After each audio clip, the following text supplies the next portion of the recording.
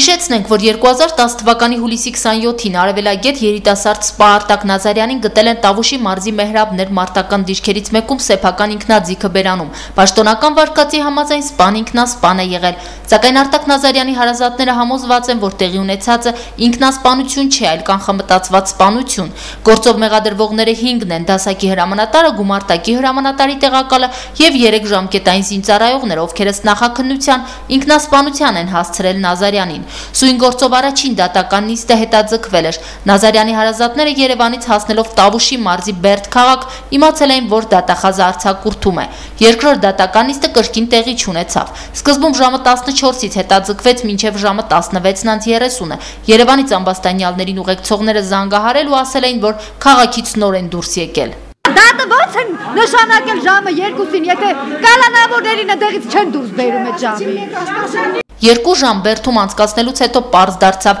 որ նիստը դարձյալ տեղի չի ունենալու, քանի որ մինչ ամբաստանյալներին կհասցնեին դատարան, աշխատանքային օրը մոտեցավ ավարտին ու դատական նիստը կրկին հետաձգվեց։ Այս կազմակերպվածությունը պետք է վերացվի, չի լինում, որ մարդիկ գան, պետք է ճանապարհ փոխեն եւ կալանավորները չեն ներկայացել ֆակտորը,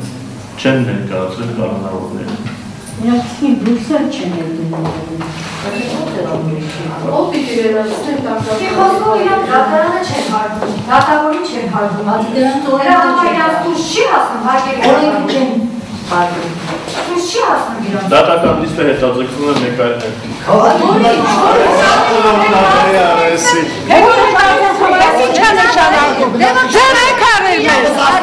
Նման ընթացքը հարուցեց տուժող կողմի դժգոհությունը։ Արտակ Նազարյանի մայրը Հասմիկ Հովհաննիսյանը ուղղակի համոզված է, որ դատարանում վախենում են դատ սկսելուց։ Երբ իրանք զգում են, որ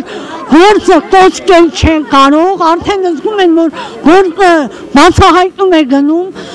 թեպետ իրանց նկարած լղոզած ամբողջ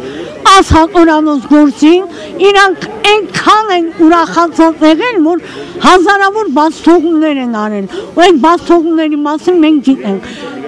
Վախեն մենք գործը բացելուց, նրա համար իրենք չեն ուզում դատը սկսեն։ Դա ոչ միայն անգործություն է, դա հանցավոր անգործություն է,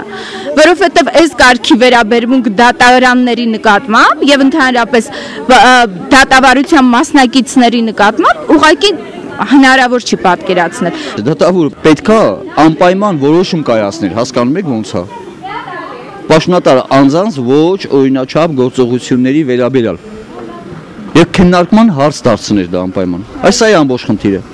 Ընթացքից դժգոհ են նաև ամբաստանյալ զինծառայողների հարազատները։ Դրանց խոսքերով տեղի ունենում պետական միջոցների զուր վատնում, քանի որ դատական կողմի մասնակիցները Երևանից Բերդ տեղափոխվում են պաշտպանության նախարարության տրանսպորտային միջոցներով պետական բյուջեի հաշվին։ Հատկանշական է նաև, որ երիտասարդ Սպայի սպանության փաստի մեջ չեն կասկածում նաև ամբաստանյալների հարազատները։ Դրանք եւս բացառում են ինքնասպանության կանխավարկածը, կարծում են, որ տեղի ունեցել սպանություն եւ մեղքը բարթել են շարքային զինծառայողների վրա, իսկ սպանության մասնակից հիմնական անձիկ դուրս են մնում գործից։ Ես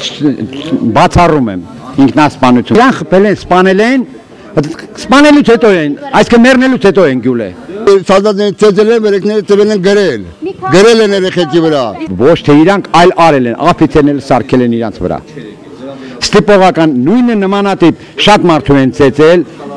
ես նկատի ունեմ զինվորներից, որոնցից երեքը չեն դիմացել, երեխայա ցուցմունք տվել, ինչ կարաս ասես։ Մեղադրվող զինծառայողների հարազատները բերել են իրենց որդիների հետ ծառայող Արթուր Մկրտչյանի նամակը, որում նա գրել է, թե հրաժարվում է նախաքննության ընթացքում տված ցուցմունքներից, քանի որ չի հիշում, թե ինչ է գրել, որովհետև իրենց ծեծելով ստիպողաբար ցուցմունք գրել են տվել։ Որի համար էլ ես ստորագրում եմ Մկրտչյան Արթուր Վանիկի, մոռացել եմ գրեմ, հա ինձ ծեծելով ստիպողաբար ցուցմունք գրել են տվել։ Արտակ Նազարյանի հարազատները եւս մտավախություն ունեն, որ կան մարդիկ ու փաստեր, որոնք կանխամտածված սցենարով դուրս են մնացել նախաքննությունից։ Մի բան իմ համար ակնհայտ է, որ լրացուցիչ այլ սպաներ են եղել գործումներ գրաված սպանությանը մասնակից, որոնք չեն ներգրավել գործում, հա,